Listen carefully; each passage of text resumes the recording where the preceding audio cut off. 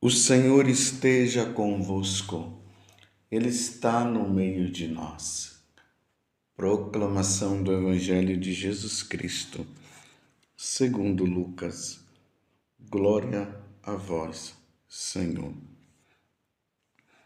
Naquele mesmo dia, o primeiro da semana, dos discípulos de Jesus iam para um povoado chamado Emaús, distante uns 11 quilômetros de Jerusalém. Conversavam sobre todas as coisas que tinham acontecido.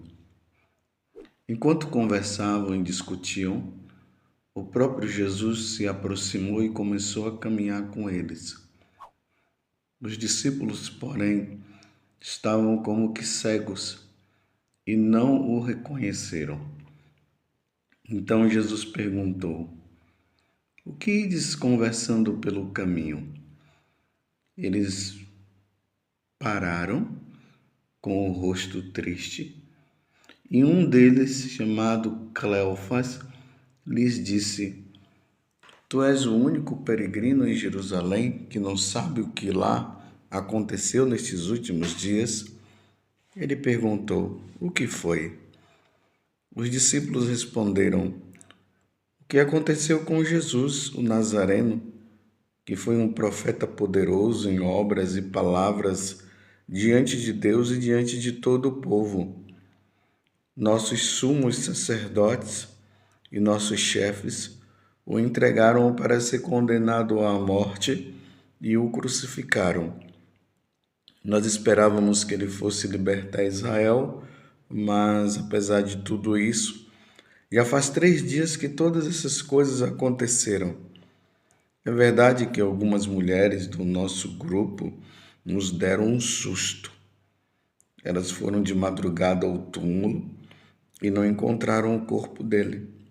Então voltaram dizendo que tinham visto anjos e que esses afirmaram que Jesus está vivo. Alguns dos nossos foram ao túmulo e encontraram as coisas como as mulheres tinham dito.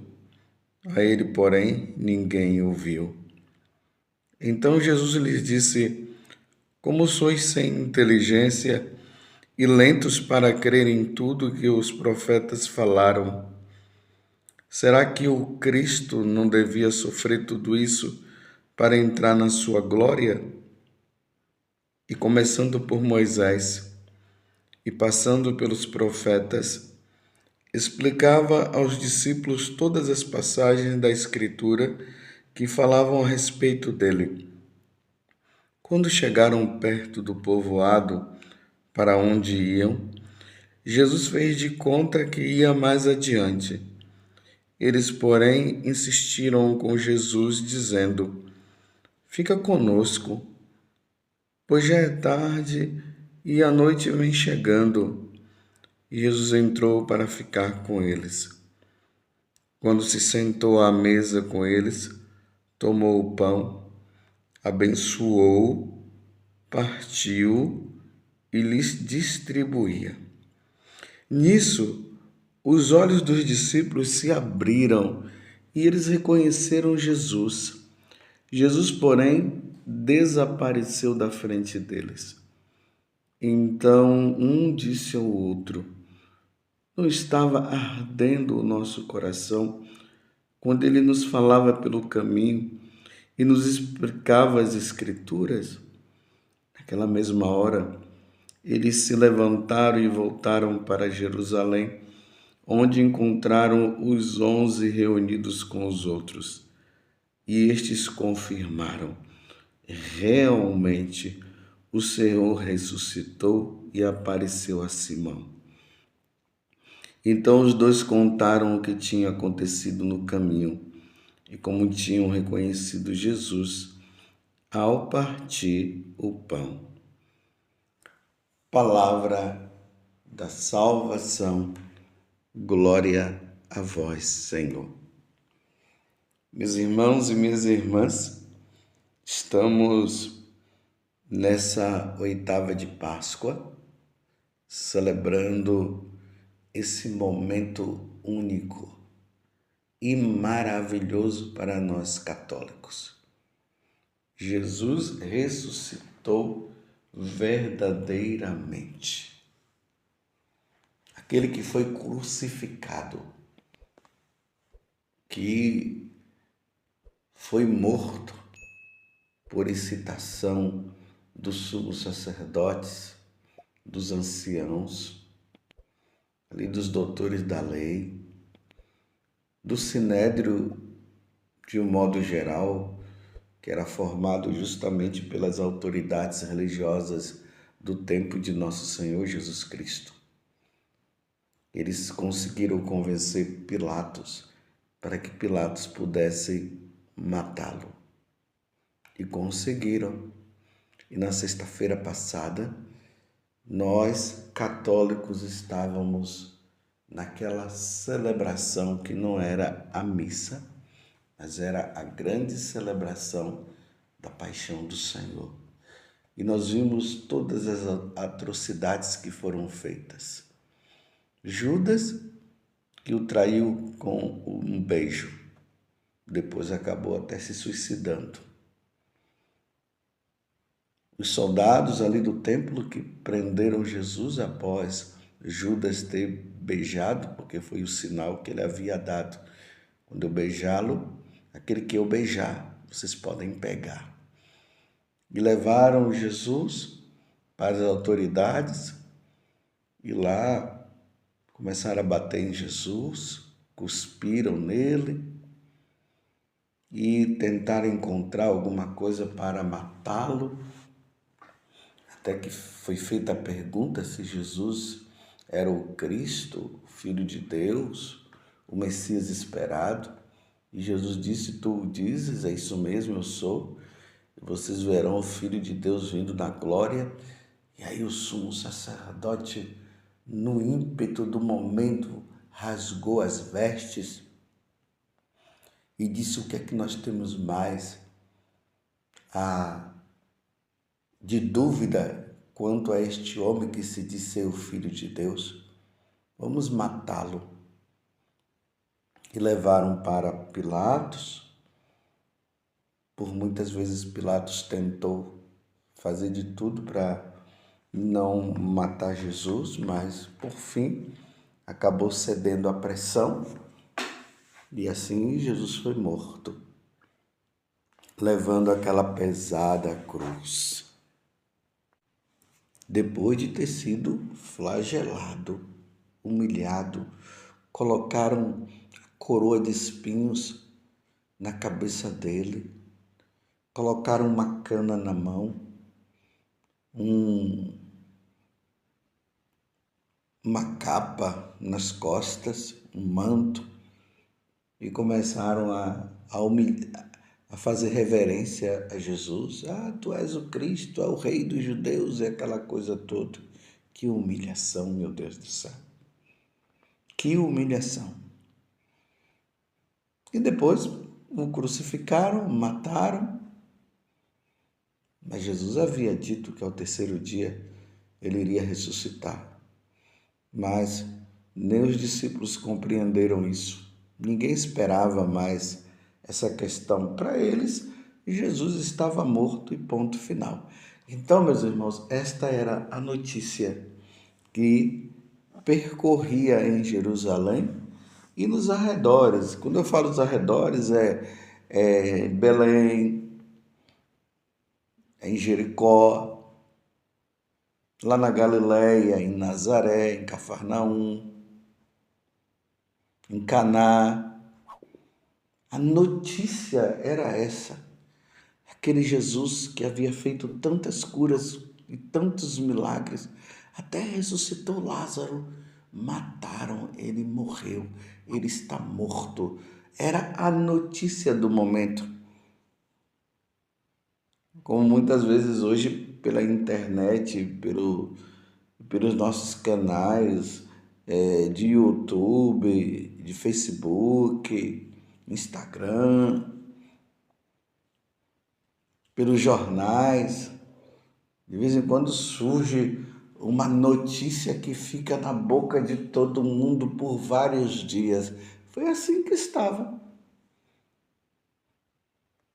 E agora nós encontramos esses dois discípulos que conviveram com Jesus, que ouviram Jesus dizer que ele ia ressuscitar ao terceiro dia e que agora, diante da morte de Jesus, estavam voltando para Emaús, conversando, comentando, numa maior tristeza, como nós vimos na narração do Evangelho agora, que está em Lucas capítulo 24, do versículo 13 até o 35. Essa notícia. Estavam comentando também, entristecidos, e aí Jesus aparece, fazendo de conta que não estava sabendo de nada, e os dois acabaram se admirando da tal ignorância de Jesus. Sabe aquela pessoa que a notícia está aí, todo mundo está sabendo, e aquele dali não está sabendo de nada? Que as pessoas olham e dizem assim: nossa, mas você está no mundo da lua assim? Todo mundo está falando sobre isso e você não está sabendo? E Jesus diz: o quê? O que foi que aconteceu? Aí eles narram a história como nós acabamos de ouvir. Primeira coisa desse evangelho: eles não reconhecem Jesus. Como diz aqui no versículo 16. Os discípulos, porém, estavam como que cegos e não o reconheceram. Não reconheceram Jesus. Da mesma forma como Maria Madalena também não havia reconhecido. Lembra do evangelho de ontem?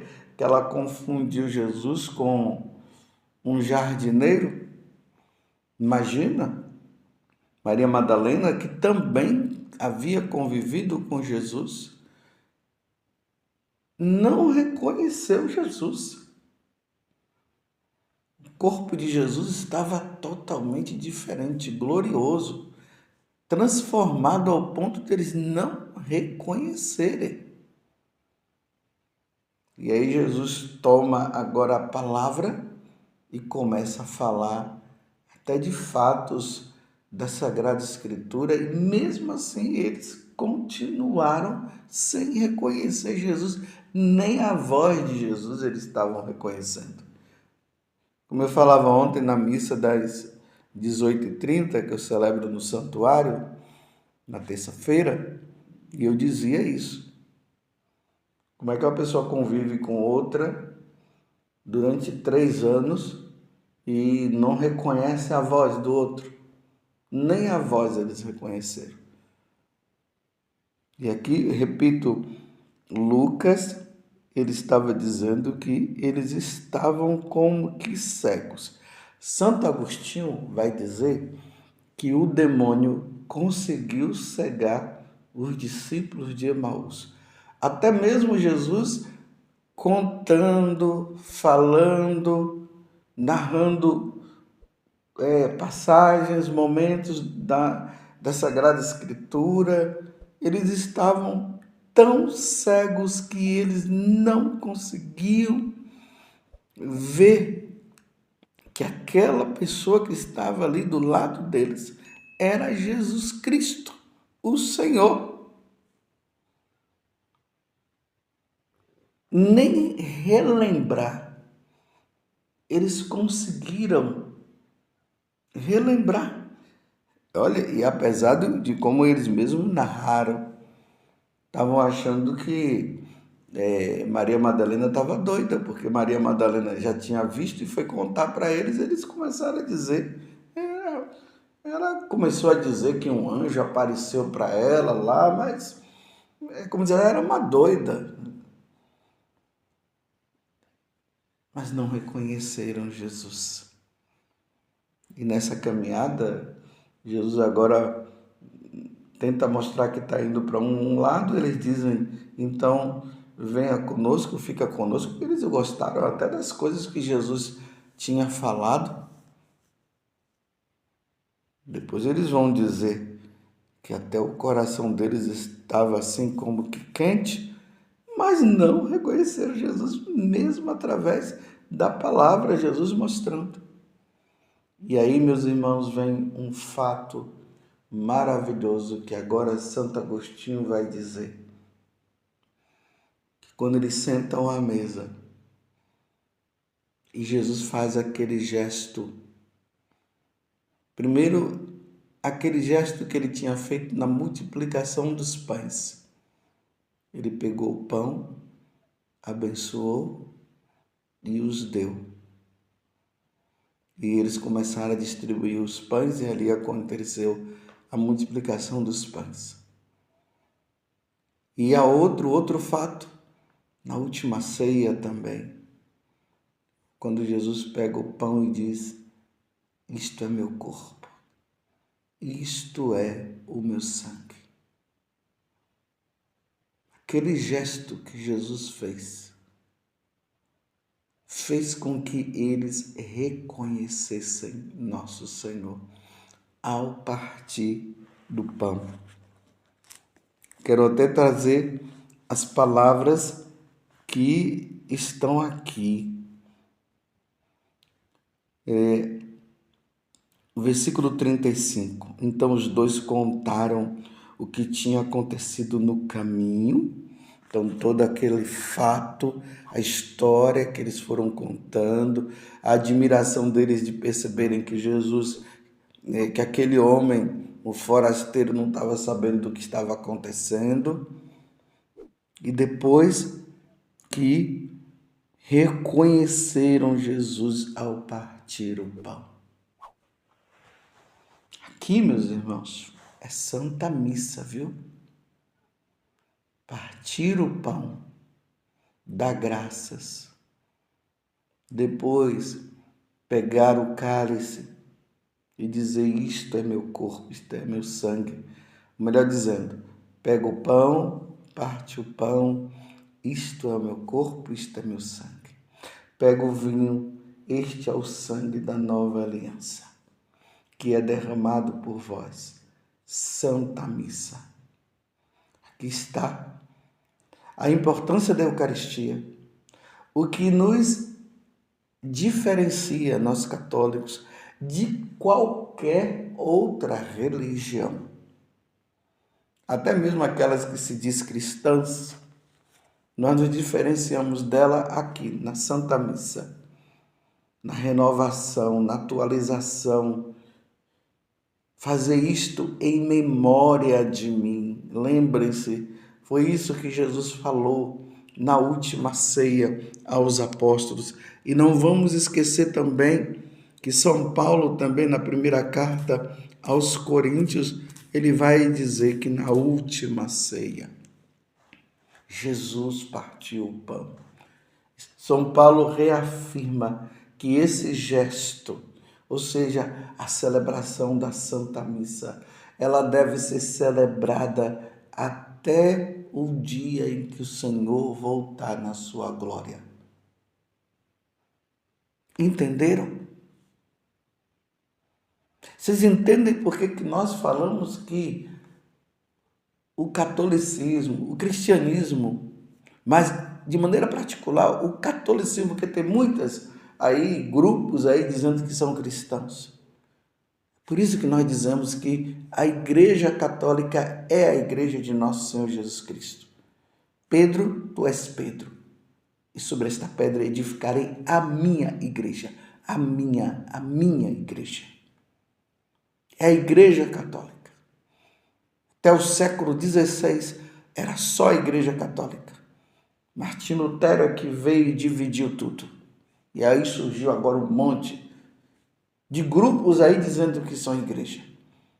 Mas é a Igreja Católica. Na Igreja Católica acontece o sacrifício da Santa Missa, o que distingue nós de qualquer outra religião. Você que é católico, não abandone a Igreja Católica por nada.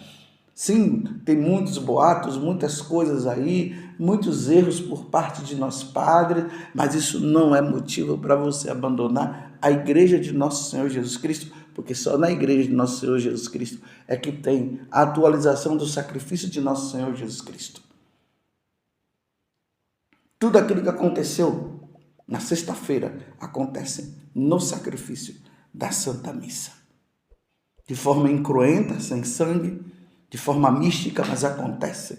Ali está. Nenhuma outra igreja isso acontece. Nenhuma outra denominação acontece. Só na Igreja Católica nós reconhecemos que Jesus está presente na Eucaristia, como os discípulos de Emaús disseram.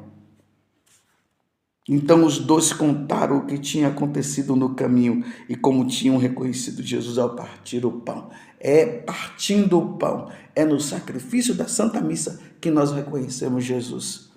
Os olhos dele se abriram, diz Santo Agostinho, porque o diabo havia fechado os olhos dele. Mas no momento do partir do pão, naquele momento em que Jesus partiu o pão, eles reconheceram, é nosso Senhor. Não abandone a Igreja Católica por nada. Você está entendendo? Por nada. Mesmo que surjam dificuldades, não abandone a Igreja Católica. Nós precisamos da Santa Missa. Rezemos e peçamos a Deus a graça que surja muitos bons santos sacerdotes e santos bispos, mas não abandone a Igreja Católica por nada. Porque é ali que nós reconhecemos nosso Senhor ao partir do pão. Louvado seja nosso Senhor Jesus Cristo, para sempre seja louvado, e a nossa Mãe Maria Santíssima.